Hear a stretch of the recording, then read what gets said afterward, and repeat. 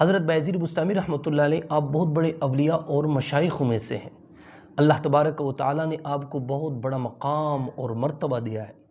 حضرت جنید بغدادی رحمۃ اللہ علیہ فرماتے ہیں کہ بایزید بستامی رحمۃ اللہ علیہ کو جو مقام اور مرتبہ اولیاء کرام میں حاصل ہے، اولیاء میں جو ان کا مقام اور مرتبہ ہے وہ اس طرح ہے جیسے حضرت جبرائیل علیہ نبینا علیہ الصلوۃ والسلام کا مقام ملائکوں کے اندر ہے۔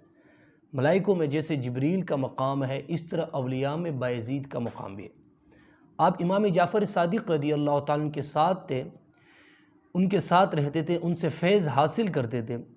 ایک دن امام جعفر صادق رضی اللہ تعالیٰ نے بایزید کو کہا، بایزید فلان طاق میں کتاب پڑی ہوئی ہے۔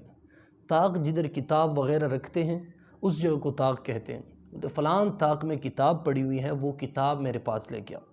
تو بایزید بستامی رحمۃ فرمایا کہ حضرت وہ کون سی طاق ہے؟ تو امام جعفر صادق رضی اللہ نے کہا، اتنا عرصہ گزار کر بھی تجھے طاق کا پتہ نہیں کہ طاق کیا ہے؟ تو حضرت بایزید بستامی رحمۃ اللہ فرماتے ہیں کہ حضرت طاق کو جہاں میں نے تو کبھی آپ کے روبرو آنکھ بھی نہیں اٹھائی۔